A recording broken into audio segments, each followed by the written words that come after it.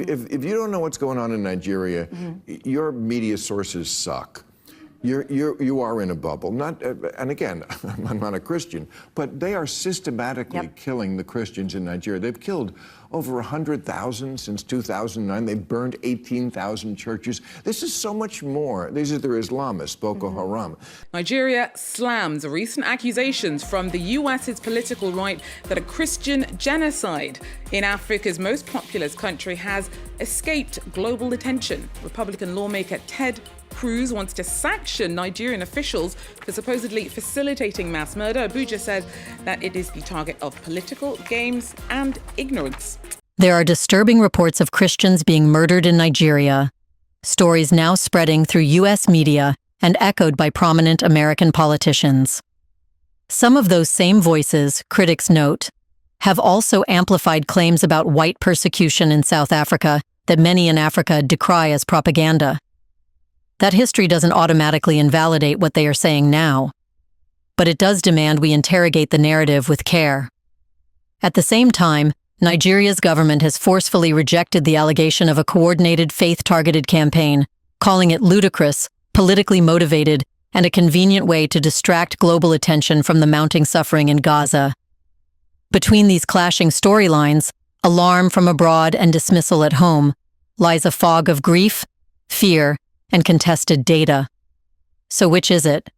An organized pattern of attacks against Christian communities, or a combination of insurgency, crime, land conflict, and politics being reframed for foreign audiences?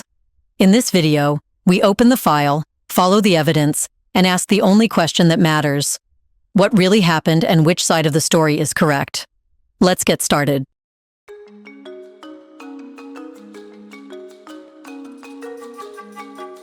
In recent years, Nigeria has found itself thrust into the international spotlight for all the wrong reasons. Western media outlets, advocacy groups, and a growing number of U.S. lawmakers have described the country as the deadliest place in the world to be a Christian. It's a headline that shocks the conscience, and one that quickly gained traction in Washington and beyond. Alleged reports citing figures of over 50,000 Christians killed since 2009, 18,000 churches destroyed, and 2,000 schools burned have circulated across newsrooms and congressional hearings alike. To many Western observers, the narrative seems clear and horrifying. Christian communities in Nigeria's Middle Belt are being systematically wiped out by Islamist militias such as Boko Haram, Islamic State West Africa Province, and armed Fulani herder groups driven by religious hatred. Videos of burned churches, charred villages, and survivors recounting attacks have flooded social media platforms, often accompanied by captions accusing the Nigerian state of complicity or indifference. The message is emotionally potent. Its imagery impossible to ignore. Politicians in the United States have taken up the issue with fervor.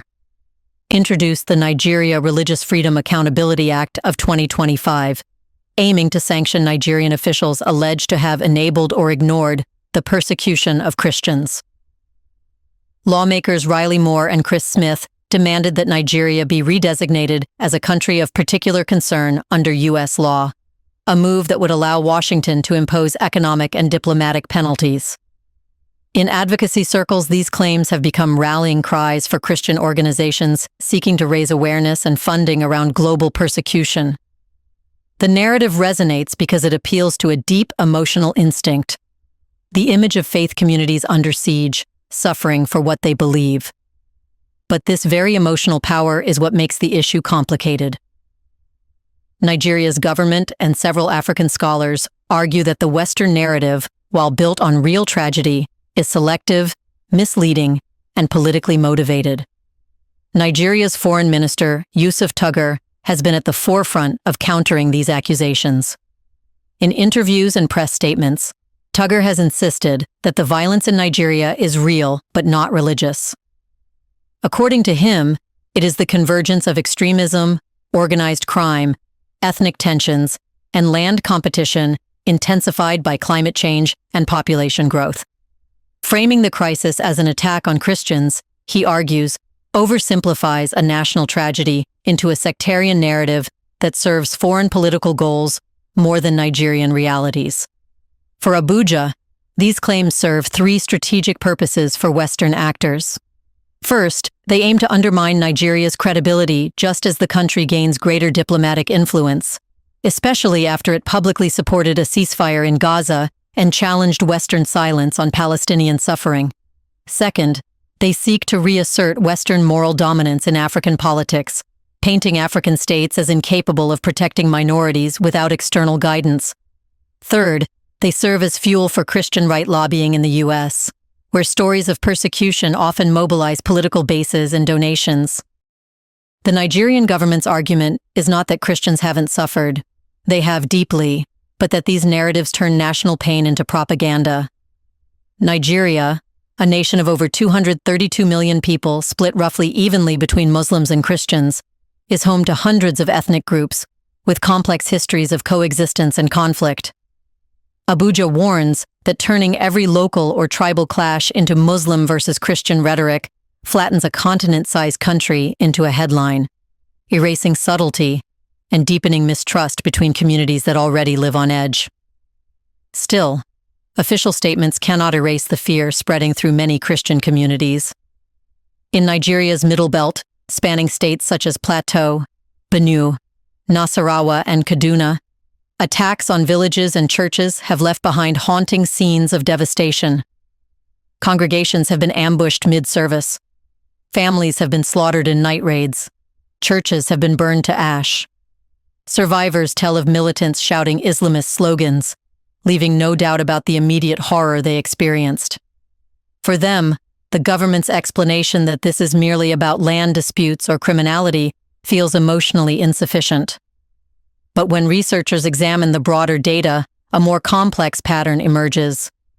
In the Northeast, where Boko Haram and its offshoot ISWAP have operated since 2009, the majority of victims are actually Muslims. These extremist groups target anyone, Christian or Muslim, who refuses to accept their ideology. They have bombed mosques, assassinated Muslim clerics, and slaughtered civilians indiscriminately. To them, moderate Muslims are traitors.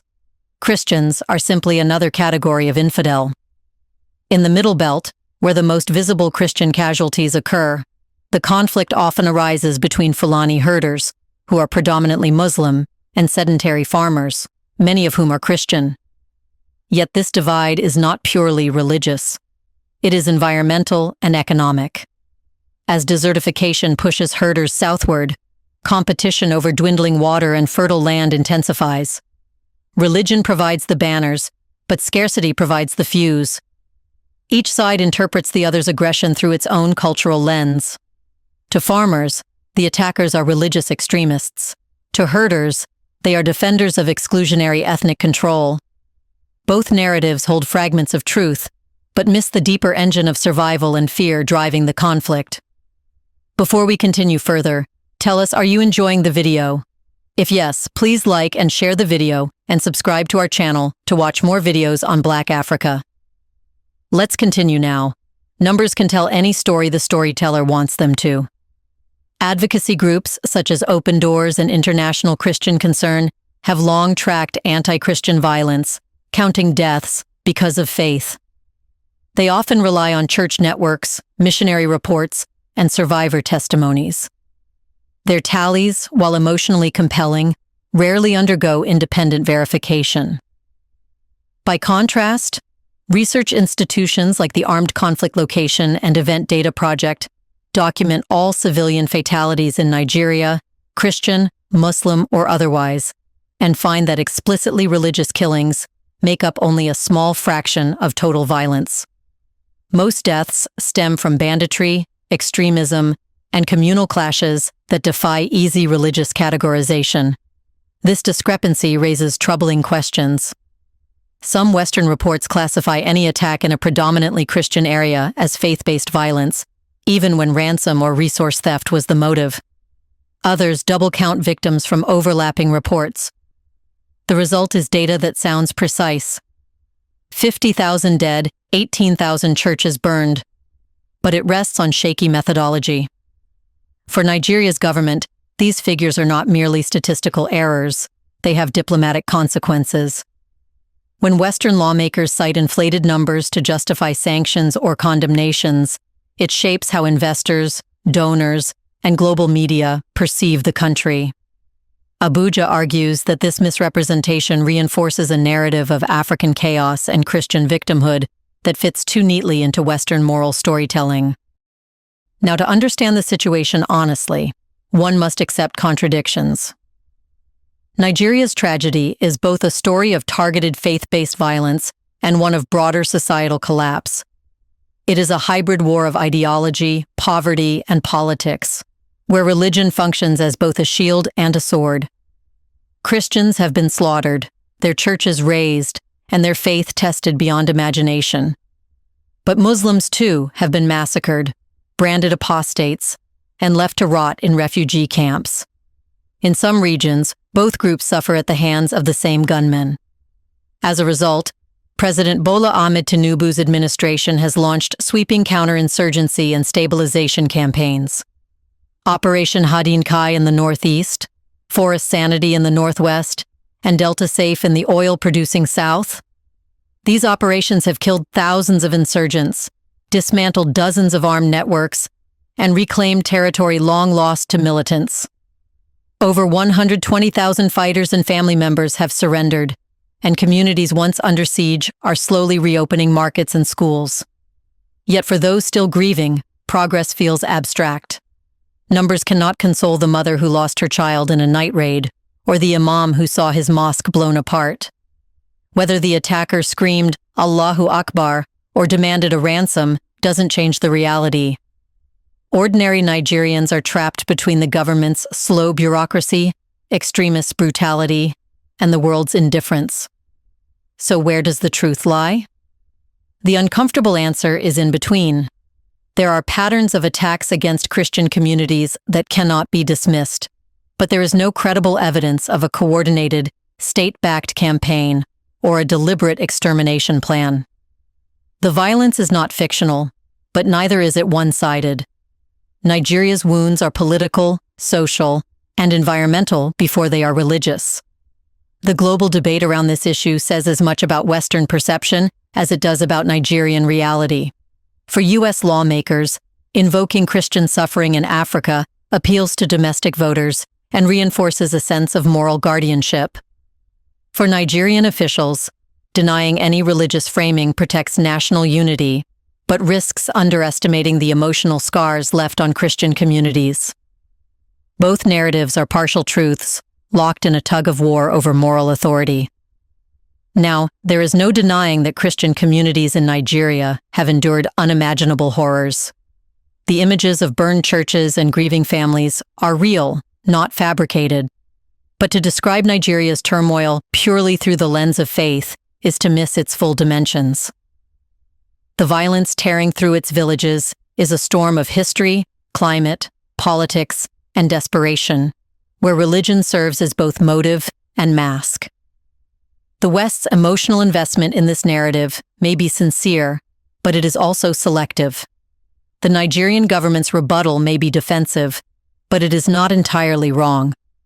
Both sides are telling parts of the truth.